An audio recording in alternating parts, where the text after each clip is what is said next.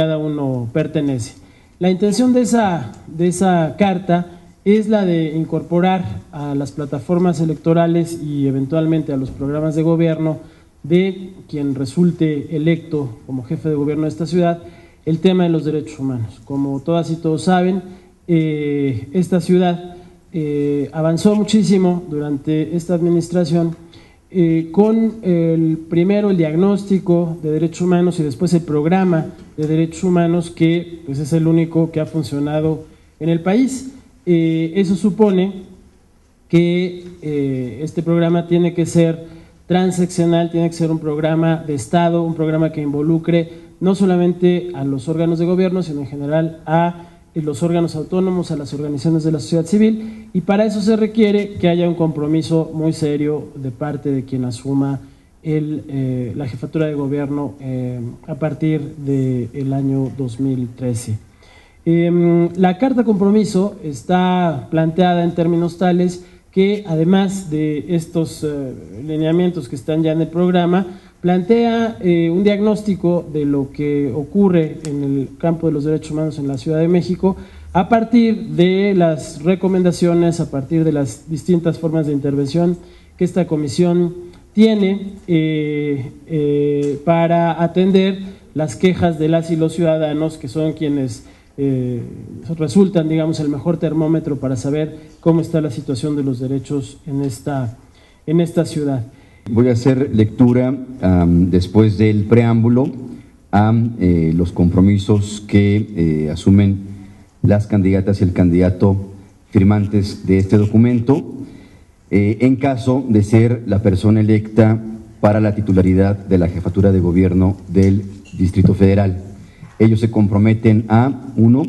Constituir un gobierno democrático basado en los derechos humanos y libertades fundamentales, el respeto a la dignidad, la autonomía de las personas, la igualdad y la no discriminación, la participación ciudadana y la perspectiva de género conforme a la Constitución mexicana y los tratados internacionales en la materia.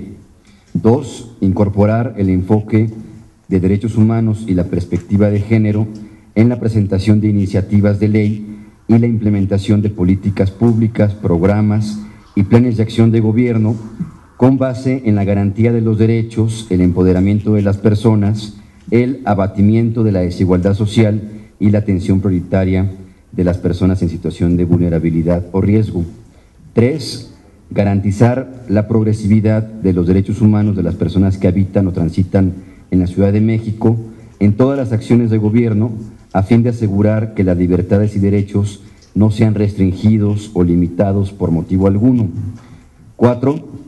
Adoptar y aplicar el criterio de interpretación y protección más amplio de los derechos humanos, tanto en los actos de gobierno como en la valoración que se realice respecto de la aceptación y cumplimiento de las determinaciones o recomendaciones de los organismos locales, nacionales e internacionales de protección, promoción y defensa de los derechos humanos. 5. Garantizar el derecho de acceso a la información, la transparencia, la rendición de cuentas, así como fortalecer los mecanismos de control y supervisión de los actos de gobierno y, en su caso, de investigación y sanción frente a la responsabilidad en que hayan incurrido las y los servidores públicos de la Administración Pública del Distrito Federal. 6. Asegurar las condiciones institucionales necesarias para prevenir, reparar y evitar la repetición de violaciones a los derechos humanos, considerando la implementación de un sistema de reparación integral del daño a las víctimas. 7. Encaminar una política de seguridad ciudadana y de procuración de justicia basada en la garantía de los derechos humanos, los derechos del debido proceso, la resolución no violenta de conflictos, la prevención social del delito, así como la debida atención a víctimas, personas procesadas y privadas de libertad, privilegiando el enfoque restaurativo que tienda a la disminución de las diversas manifestaciones de la violencia y el número de víctimas que ésta ocasiona. 8. Establecer mecanismos de consulta e interlocución apropiados y efectivos que aseguren el derecho a la consulta de las personas y las organizaciones de la sociedad civil mediante su participación libre e informada en los asuntos públicos de la ciudad. 9.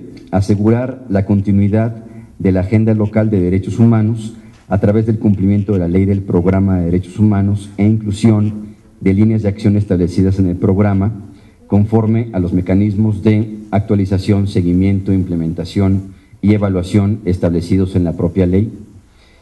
Y 10, fomentar una cultura de paz y de derechos humanos entre las personas que viven o transitan en el Distrito Federal y de manera especial garantizar la capacitación de las y los servidores públicos en la materia.